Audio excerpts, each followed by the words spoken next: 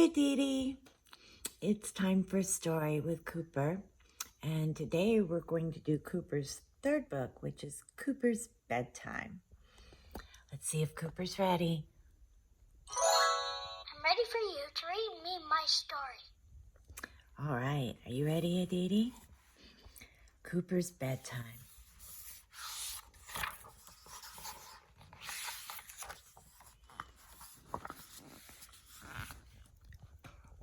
Every night when it was time to go to bed, Cooper wanted to stay up and play instead.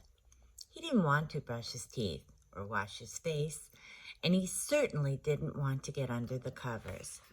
The only part of bedtime he liked was when his mom tucked him in and said, "Cooper, I love you." I love you too.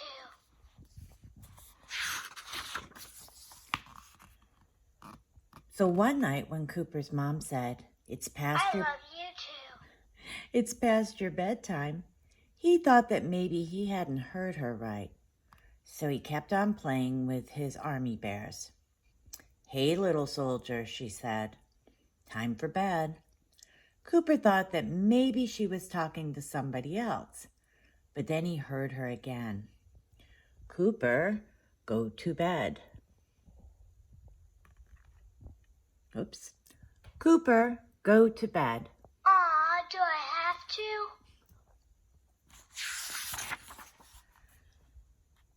Cooper tried to close his eyes, but they kept opening again.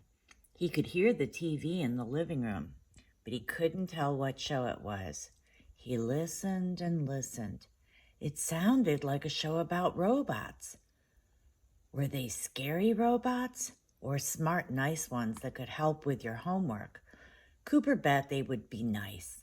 He just had to know for sure what was on TV. Cooper had a great idea. Hooray for me!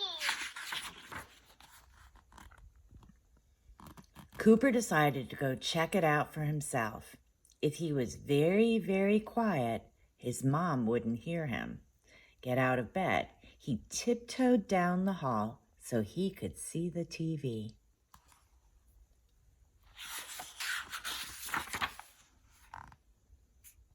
It was just the boring old news that his mom and all the other grown-up bears liked to watch. He thought about how much better the news would be if they had a story about dinosaurs, especially if they were real dinosaurs stomping around and surprising all the birds in their nests.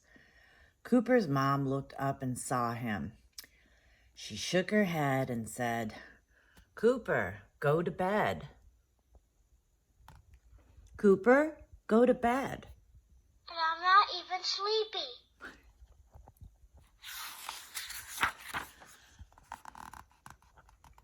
She kissed him goodnight, and Cooper tromped to his room again. As soon as he got under the covers, Cooper heard a car vroom by the bedroom window. He didn't know who was in it or where it was going. He wondered and wondered. Maybe it was a car full of tigers driving to a night circus. Maybe an elephant truck would zoom along next, or even a car full of clowns. If he stayed in bed, he might miss seeing all kinds of circus performers. Cooper did not want to do that. I'd rather eat a spider. He went to the window to watch the road. After a while, a bus appeared, but he couldn't see who was inside. Maybe they were rock stars driving to a concert. He climbed on the nightstand to get a closer look, but he knocked the clock to the floor with a noisy thud. His mom opened the bedroom door and said, "Are you up again? Cooper, go to bed." Can I stay up just a little bit longer?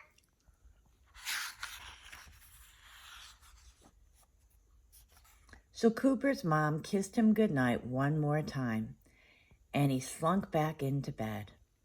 He heard her turn off the TV, and after a while, he heard a whirring noise. What was it? He listened and listened. It sounded like a spaceship landing right on his front yard. Maybe aliens would come out. Were they mean aliens or nice ones who took you on a spaceship ride? Cooper bet they would be nice. If he stayed in bed, he'd miss his one and only chance to meet them. Cooper did not want to do that. I would rather wrestle a skunk. As he snuck toward the door, Cooper's mom came into the living room and said, "Young bear, what do you think you're doing?" "What's that noise?" he asked. "It's just the washing machine," she told him. "Why can't you stay in bed, for beast's sake?" "But what if something fun happens?" asked Cooper. "I don't want to miss anything."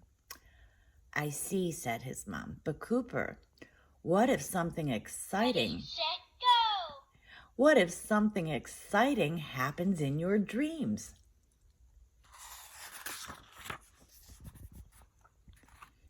Cooper had to think about this. He thought and thought.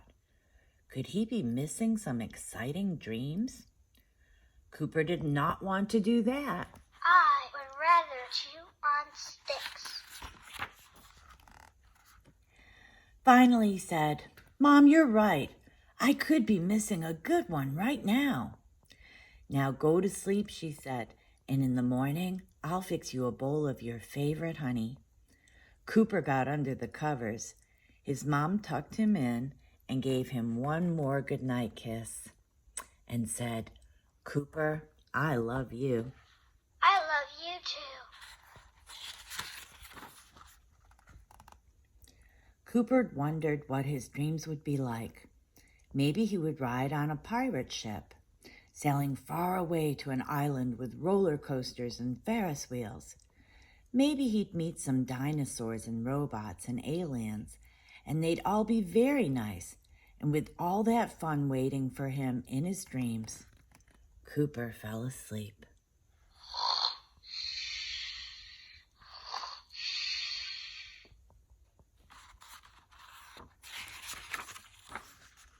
Good night, Aditi. Good night, Cooper.